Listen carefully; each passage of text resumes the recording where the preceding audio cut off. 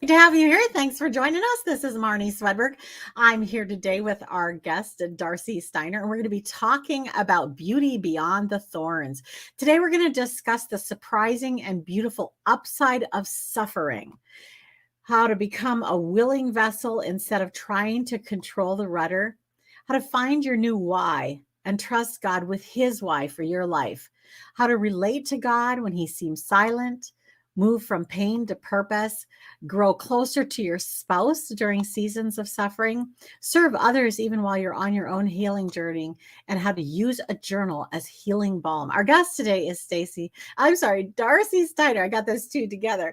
Darcy Steiner is an author, speaker, and experienced ministry leader who nearly lost her life after a debilitating fall.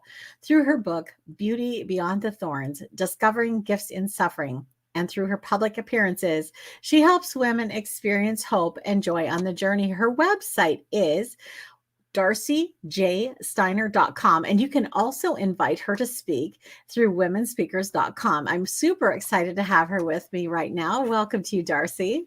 Thank you so much. I'm so excited. Oh, I'm excited to have you here too. And your story is not the story that we don't like these stories.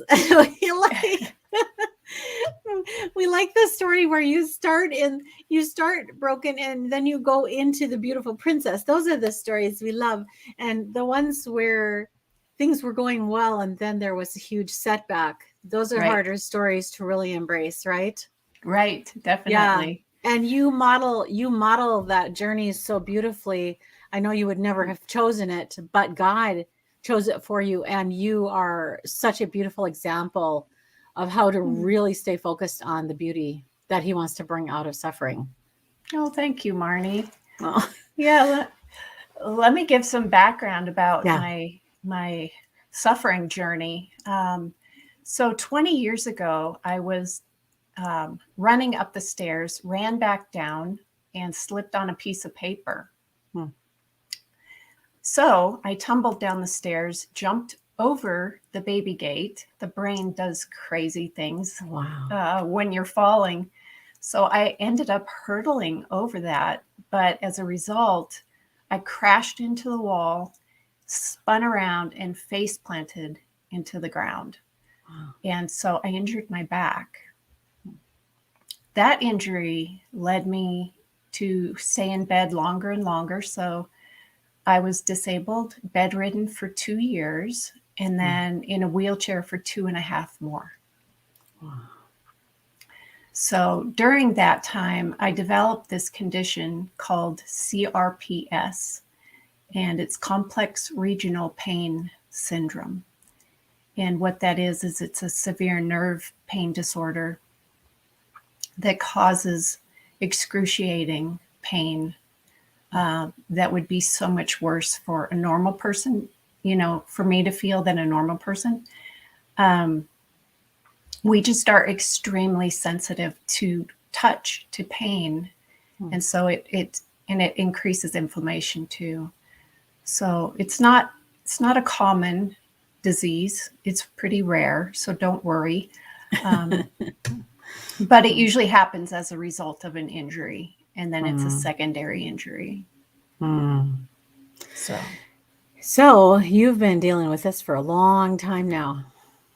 Well, I got better. I studied. I became a nutritionist on my way to try to help myself get better because doctors weren't helping me. So I developed this love for nutrition, earned my master's degree in 6 years while I was recovering, opened my private practice nutrition counseling business, and taught sports nutrition at a local high school. Got to see my kids, through high school because they were tiny when I was disabled and bedridden. So I went to everything. I was like, I am a part of these kids' lives and no one's going to stop me. And but then my daughters grew up more, and at my oldest daughter's wedding, as luck would have it, I have to do everything twice. I became disabled again. A chair fell, hit me on the ankle, and reinitiated this fight for my life. And that was 3+ years ago. Mhm. So I am currently just beginning to learn to walk again. I hope I will walk again, but I don't know. Wow. Right. Right. Takes a lot of courage to just keep going. Yeah. Yeah. So, yeah, the upside to suffering is something that I've been learning. It's a learning process. And I wrote a book about 30 gifts that I have found in suffering that I wouldn't have found otherwise. And they are gifts that God has given me, such as perseverance when I felt like I couldn't go on. He gave me courage when I felt like I had none to go through another day. He's given me a shepherd to lead me on this journey, a closer relationship with God. And so when you think about biblical times, let's set the stage here. The Jews, they were oppressed by the Romans, by the Pharisees, by the tax collectors. They were oppressed by everyone. And then someone came along and said, I'm going to read it. Blessed are the poor in spirit, for theirs is the kingdom of heaven. Blessed are those who mourn, for they will be comforted. Blessed are the meek, for they will inherit the earth. Blessed are those who hunger and thirst for righteousness, for they will be filled. Blessed are the merciful, for they will be shown mercy. Blessed are the pure in heart, for they will see God. Blessed are the peacemakers, for they will be called sons of God. Blessed are those who are persecuted because of righteousness, for theirs is the kingdom of heaven. Blessed are you when people insult you, persecute you, and falsely say all kinds of evil against you because of me.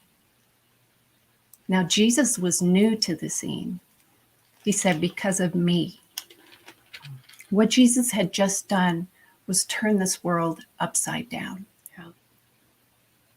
He turned it upside down, and he said to these people in the crowd, you're blessed because you're oppressed. You're blessed because you mourn. And you're going to continue to be oppressed because of me.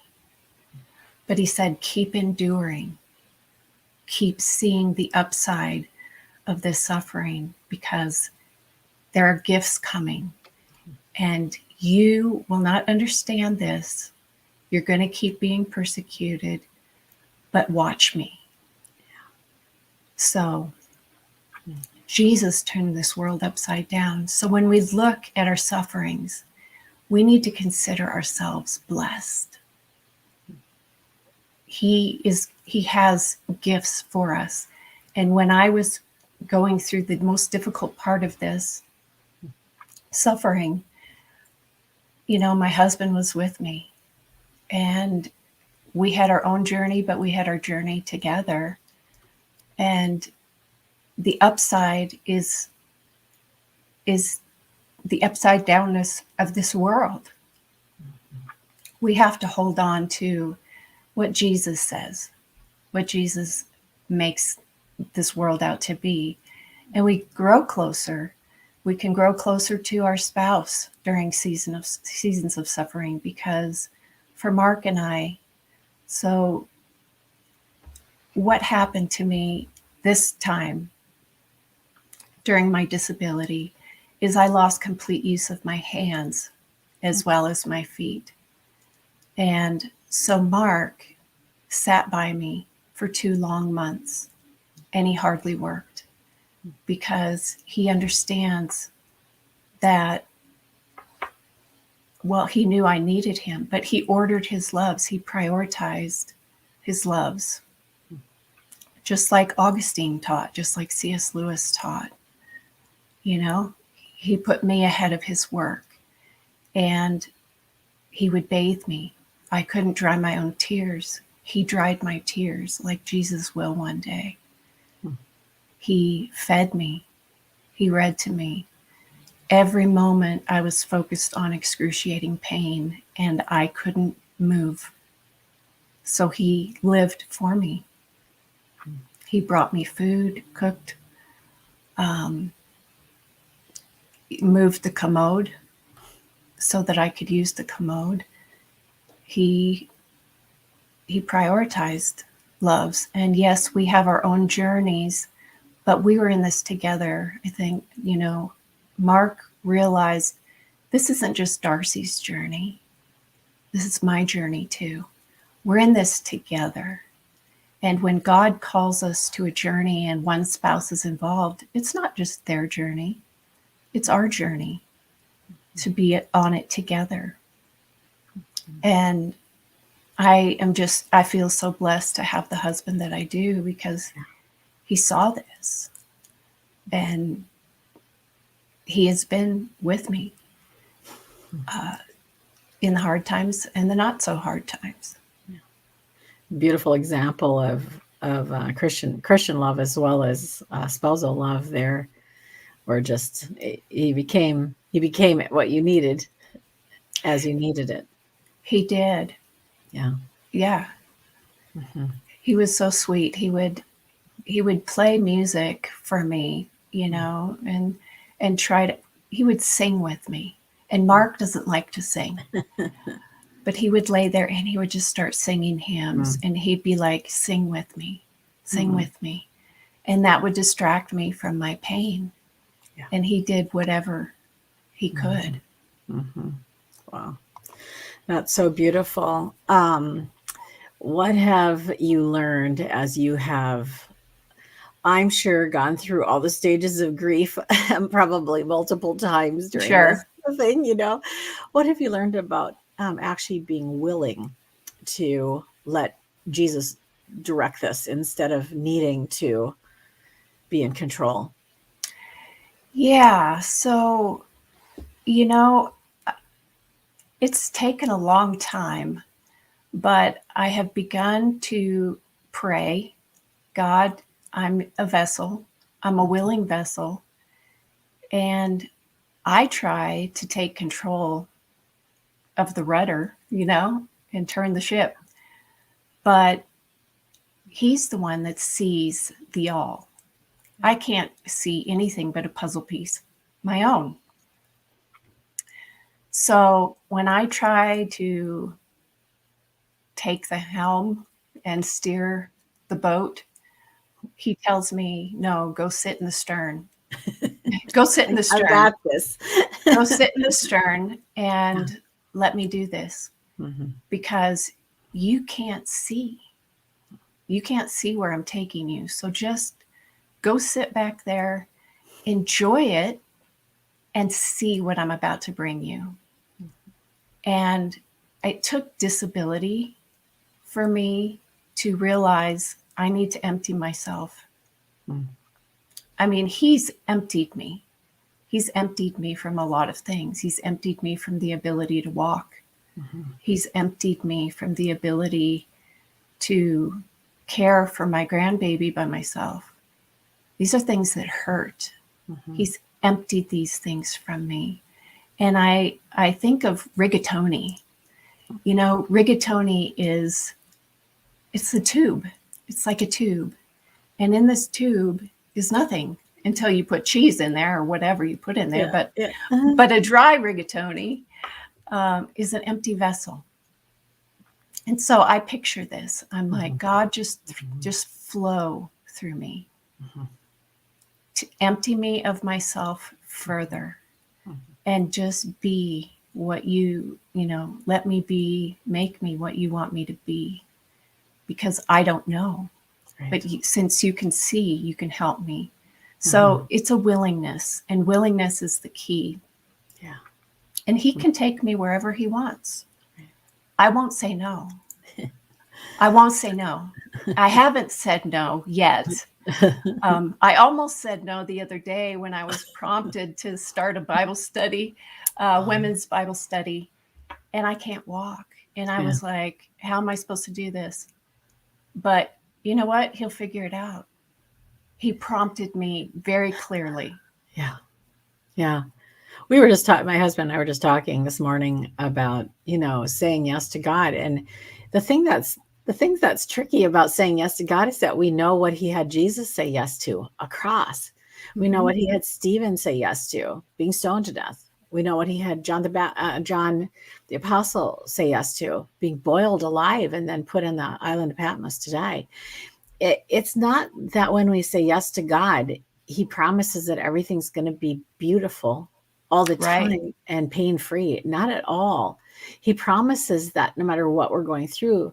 And I love how you talk about thorns, finding the beauty in the thorns. Roses, why are they such our favorite flower? They have nasty thorns on them, Yeah. But they're so beautiful. And God, as a picture of life, God did give that to us so that we could just recognize that a lot of times the most beautiful things, the most fragrant things have thorns that are very painful. And, it's just part of it. It is. And, but if we could see beyond the thorns, Jesus is the beauty beyond the thorns. Right. And so we need to look for him when we're hurting. Yeah. And finding our new why is, okay, so what's the question everybody asks when they're hurting, when they go through a trial? Yeah, the instant one that comes to mind is why me? Why this? Why now? Why? Yeah. Who doesn't ask why? Right? But if we would stop asking that question and say with an exclamation point, who? Change it to who with an exclamation point. The who is in control. And God's why is why with an exclamation point.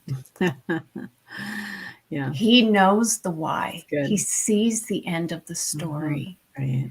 And his plans for us are always good.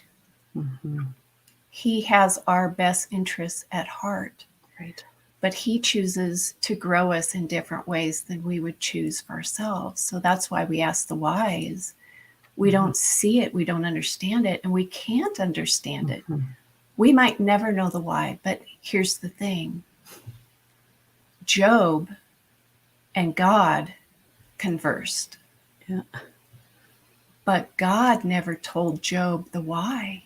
He didn't. Even though they talked, he never knew the why. And would Job's story be the same for us when we read it if we knew the why?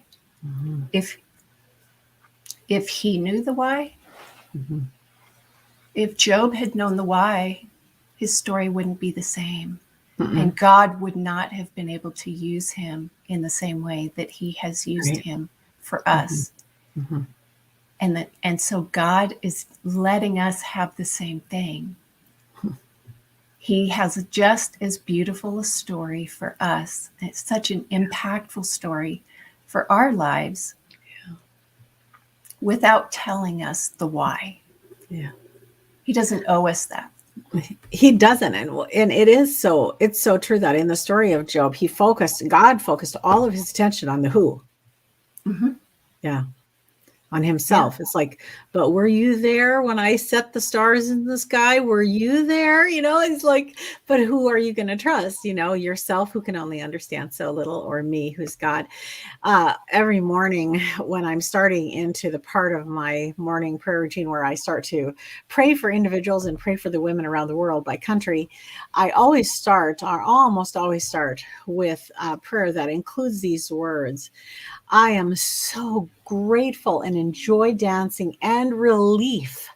I release, forgive, redeem for eternal good every last thing that does not, has not, or will not feel like it's intended for my good. And with exuberant praise and thanksgiving, I receive. And then I go on to receive his perfect plan, provision, protection, peace for us now, and go on like that. But it is such a great source of relief to me that I don't have to know the why. Yes. Yeah. It is so freeing It because I can just sit in the stern and go where enjoy my dinner back there. Like, right. Raging storms, whatever. yeah. Mm-hmm. And he's in control. Mm-hmm. He's in control, and he's going to turn that rudder wherever he wants. Yep. And we have no control anyway. We just think we do. I know. It's an illusion. It is. One of my very favorite things to say is that we are all hopelessly addicted to the delusion that we are in control of anything. We aren't. 1 second from now, my heart may stop. My house may be hit by an airplane. I mean, we don't know what's going to happen a second from now. Yeah. But God does. But right? We think that we're so in control, and it's such a delusion. Absolutely. Oh my gosh. So, one of the words for today is I'm a recovering perfectionist. Well, I'm one of those too.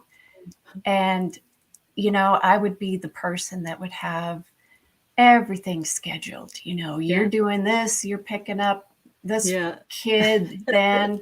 Right. And then my planner was taken away from me because I could no longer write. Yeah. I could no longer plan. I couldn't do it. And so God has been teaching me, you can't plan your life, Darce. Yeah. Yeah, it's tough. That's tough. So I'm sure that you have had periods of time where God has felt gone, silent. Like, where are you, God? When you face those dark moments, those dark seasons, what do you do? Well, so here's a little glimpse into my life 20 years ago. So I could do nothing. I was bedridden and I could not reach for the water bottle next to me. I couldn't do anything. I couldn't make the room lighter by opening a shade or turning on the light. I couldn't. There was one time I heard my little Nicole rolling down the stairs. She fell down the stairs too. I'm her mom, and I couldn't get up to do anything about it. And I hear her crying. And I'm like, God, where are you? Where are you? Why did you give me 2 little kids if I can't raise them? And this had been after a couple years, and I had almost died because I'd lost so much weight. And I was like, God, where are you? How do I gain weight? How do I stay alive? Doctors weren't expecting me to live. And so Mark is planning his future without me. And we wrote up our will. We're expecting me to die. And all of a sudden, God has me open this book, and it has a protein shake that ended up saving my life. And you never know when he's going to show up. Right. And he might not have. He might have let me die, and that would have been his will. But it wasn't his will. But usually after periods of silence, God does something big. Think about the Israelites. Yeah. They were waiting for God. And then Moses comes, his staff, the Red Sea parts. God does something big after periods of silence. Jesus is in the desert. Then what happens? After the silence, bam, Jesus appears. So we see in hindsight, this is one thing that's helped me. When God has been silent, looking back on that period of time, it is the biggest blessing God has ever given me. And I can say that now in hindsight, even though I was like, God, where are you? Will you please show up? And the same thing has happened. This time, I didn't have little kids, but I was still asking, where are you? Why? Why twice? Why? What didn't I learn the first time? Why can't I walk again? And I don't ask God why right now. I'm proclaiming who. I'm proclaiming who, and it's his choice if I walk or if I don't. But either way, I'm a vessel.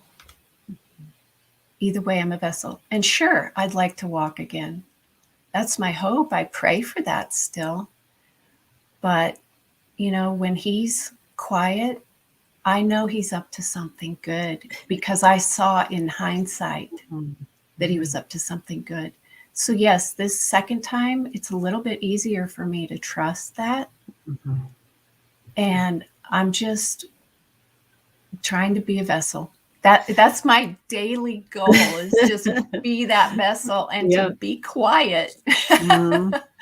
Be quiet. Yeah. The book I wrote in 2015 is called Flow Through Vessel, and it's all about just exactly what you're talking about. Is that if you are a conduit of any kind, let's even just say a straw, and it's all clogged up with you, then God can't flow through.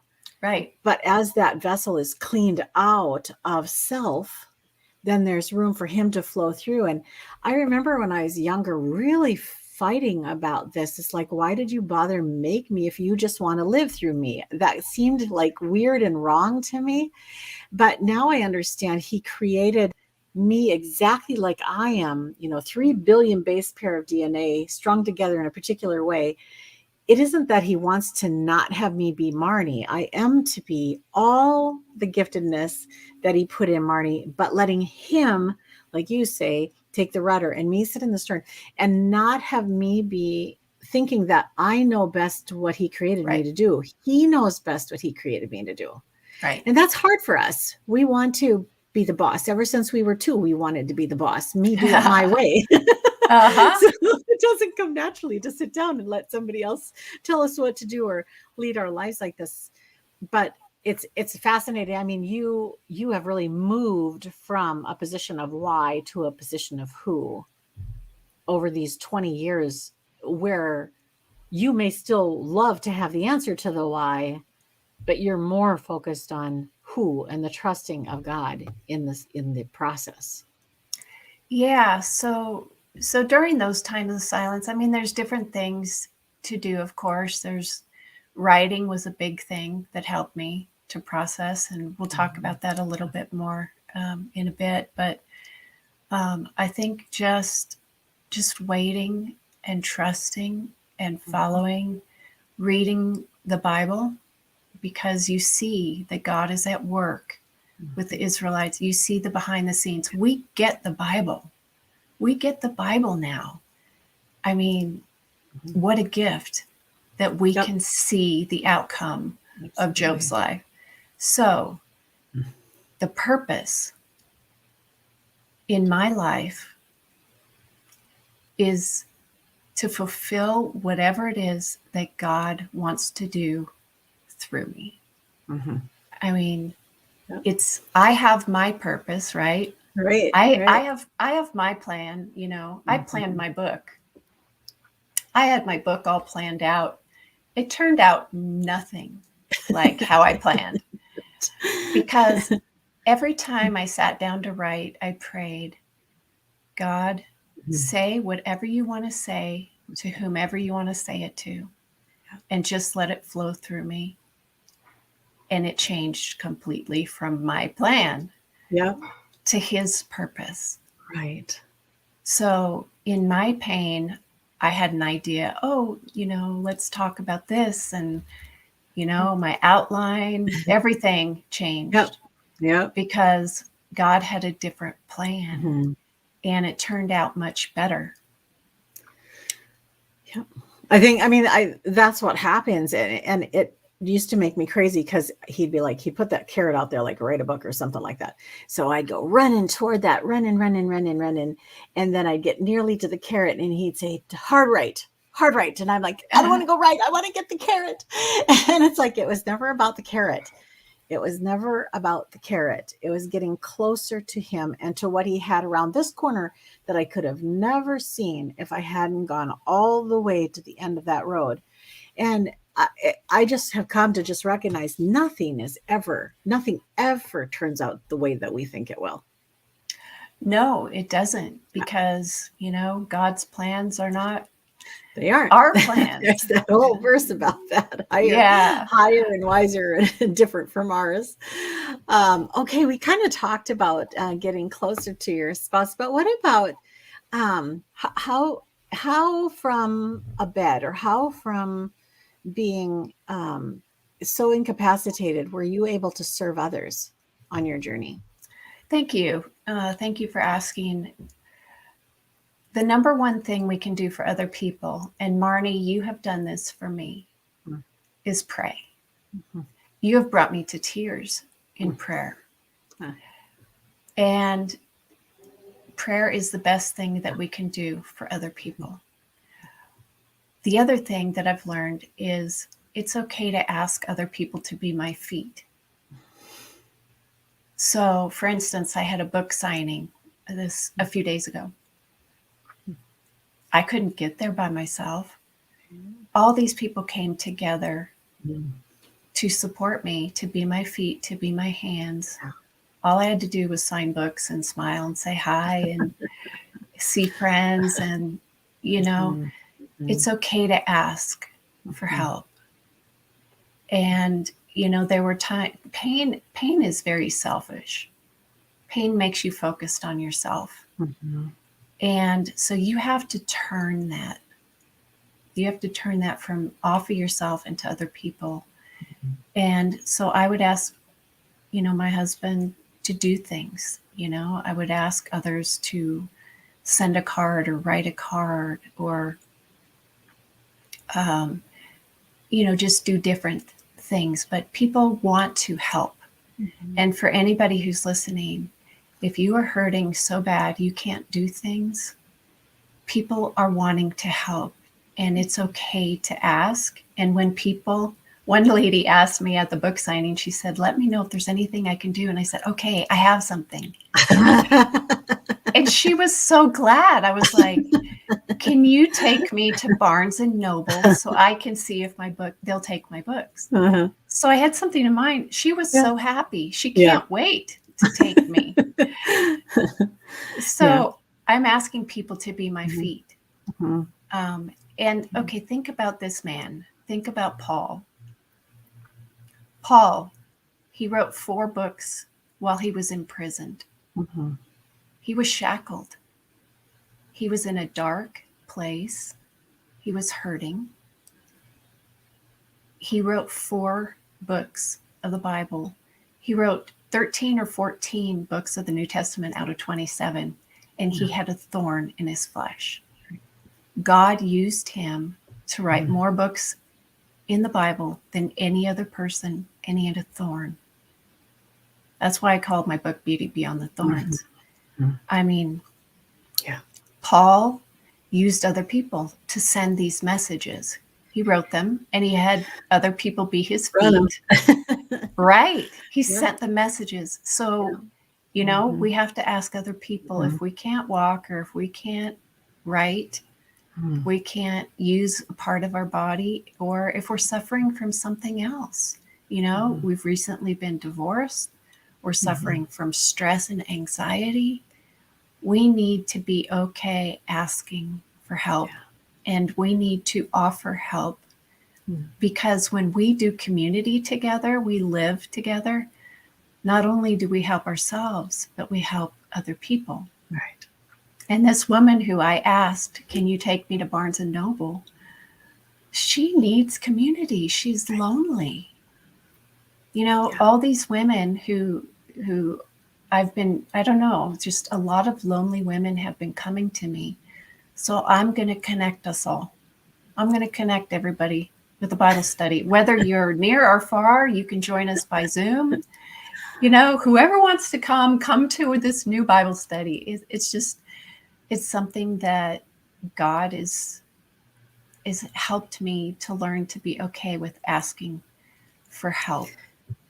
Yeah, I'd like to just make an observation here too, that Darcy, it's not just that they're lonely, it's that they're truly longing to know Jesus like you have learned to know him as your Savior, as your Lord, as your provider, as the rudder of your ship, And honestly, a lot of people who are asking for help aren't really looking to Jesus for everything and then receiving the help with a gracious heart, Whereas I know what you're doing is you're looking to Jesus for everything. And when someone helps you, you recognize those are his hands, his feet, and appreciate them in that way. And that's a big difference from just, telling people to do this, do that, do this for me because I need it. It's gosh. a way different. Yeah. Yes. Yeah. Yeah. It's not demanding. It's inviting. Yes.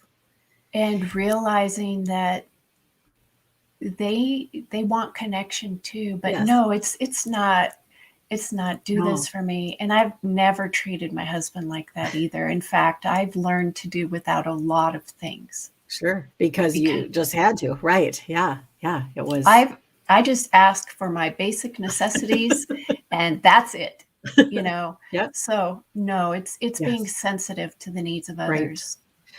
But I love how then, having clarified that, I love how then you actually perceive that ask as you serving them, which is exactly right. Jesus asks me, he asked you to write a book. He asks me to do stuff that's hard for us. It costs us. It takes time. It takes energy. It takes money, whatever it takes. And he asks that of us. And when he asks us, it's because he loves us and he's actually giving us a gift to ask us to do something for him. So it's absolutely true that is service also. And I also agree that prayer is the one thing I always think of. I always think, even if I'm stuck in a pit or imprisoned in solitary confinement someday for my faith or something, I will still be able to pray. And as long as I can pray, I'm serving God and I'm serving people.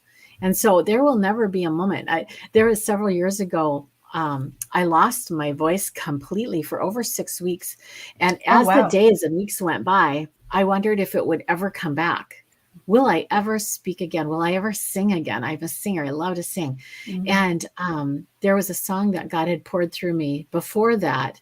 And I was concerned that maybe we were there, because in that song it says, "And when my voice is gone, my spirit will sing on, for I live to sing your praise." And I was like, God, please don't let this song come true yet. I don't want to do this. And he gave me my voice back. But when you're in that dark place, when you're in the point where you don't know if he's going to give it back to you or not, and it is totally his call whether he does or not, when you're there, it is really the greatest service to God and to others to just rejoice in the fact that God is with you there.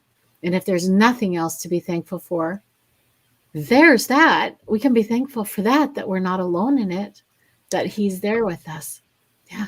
Right. I just recently joined the refugee. I was like, how can I join this service at church? The refugee, helping the refugees. Yeah. And I was like, I'm just gonna join. See how it goes. Yeah. And so love that. They're like, okay, we have a meeting after church. And well, I couldn't do that because I could barely make it to church. So I have to get home. And then it's like, well, we're going to meet the refugees and we're going to pick up furniture.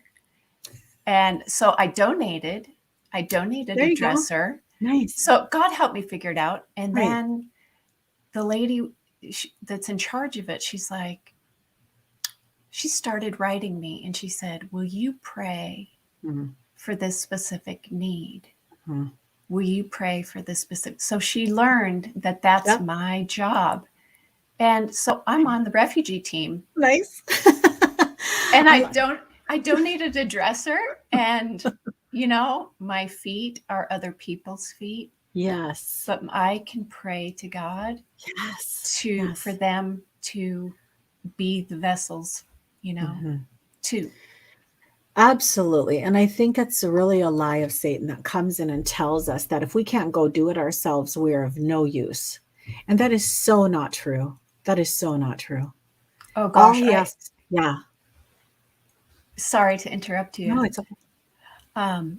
Yeah, I have felt so useless, Sure. like I'm home. Like COVID hasn't really bothered me. Same difference. People have come into my world through Zoom. I'm actually in touch with more people than I was. So like this Yes, I love is that. okay. But yeah, Mhm. there's different things that I can do. My abilities are different. They're Mhm. not any less important.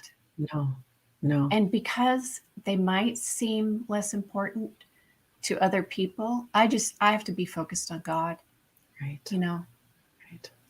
I might have a smaller role, but to God, I think it's a bigger role in I some was just ways. gonna say smaller in whose definition, because I honestly think a person who is doing the prayer ministry absolutely is on the front lines. I mean, that is the front lines of every battle is the prayer ministry.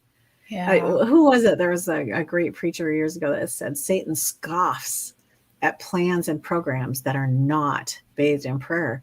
I mean, and all the people out there doing the plans and programs. I mean, without the prayer warriors and without even personal prayer out there doing it, we're just toast. It's just for naught. So, Right.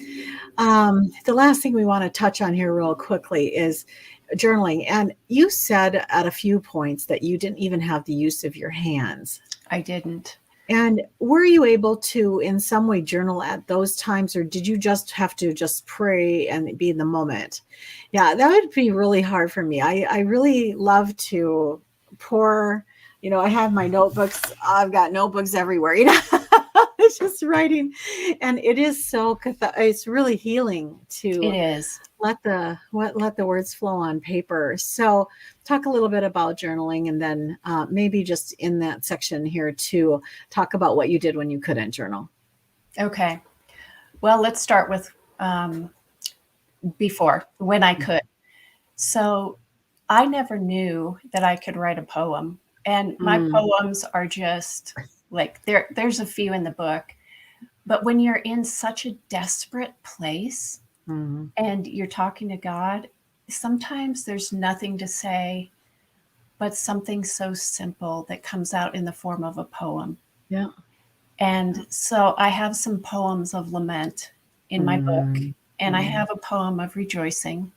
The two are before the rejoicing one, so it's a good order. Writing distracted me from pain. It was a distraction. And journaling is like you can vomit it all out. You can get it all out so that you can, can sort through it. Because when it's all in here, right, you can't sort through it. So you just have to let it out. And so when I was able to do that, I did. There was a time when I spoke into the computer. Yeah. And had it transcribed for me. It didn't do a very good job. So there's some some words in there. I'm like, huh? But then when I could write again, it was like a child's handwriting, because I was just learning to write again. And what I could write was Bible verses. That's all I wanted to write, was just copy them and have them on my heart, because when you are in a place when you can't hold your Bible, you need those verses written on the tablet of your heart so that you can say them to God and help you through each moment. So, yes, there were times when I couldn't, but I would use God's handwriting to balm my heart, and then my own handwriting when I needed to have a poem or, just a dump. Yeah. I love that. I love that. Love my journal. I don't do it every day, but I surely do it over the weekend. I think I journaled 4 or 5 prayers over the weekend as I was processing different things that were going on. Also, I love lists. Like, I'm not a big one to keep notes in my head, so I use lists. And I always say about lists, in my head, it's a million things to do, and on paper, it's 122. But it goes from this big swirling mess into something that you can actually begin to, like you say, sort or manage a little bit and kind of get to the bottom of things. And I know that for me, if I couldn't do that, that would be really hard.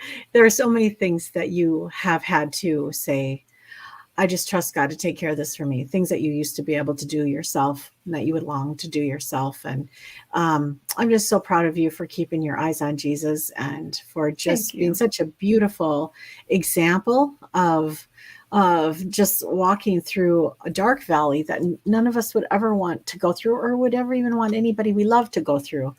I know that at times it must be extremely, extremely difficult to keep your focus on Jesus, but you do such a great job of it and such a beautiful example. So thank you for your life and your testimony. Thank you, Marnie. Thank you for yours. Thank you for all you do. It's fun to be connected, right? I love it. Yeah. And thanks, you guys, for being here. I want you to make sure that you go check out Darcy's stuff. Her website is darcyjsteiner.com. When they go over there, Darcy, what are they going to find? Well, you're going to see different things that I speak about. Since I'm a nutritionist, I speak about that as well. Yeah. So I talk about, there's different speaking engagements. I have a newsletter that you can sign up for. My book is for sale there, and I have a study guide that goes with the book that's for sale there too. So you can personalize, whatever you're going through as you read the book more towards your situation. Yeah, and the name of the book again is Beauty Beyond the Thorns, Discovering Gifts in Suffering. So you can reach Darcy at her website, darcyjsteiner.com, or invite her to speak through womenspeakers.com. So happy to have you as a featured speaker over there too. Darcy, thank you for this time. Thank you for your life. Thank you, Marnie. And thanks, you guys, for joining us. I hope you have a wonderful rest of the day. And I'll see you next time. Bye-bye.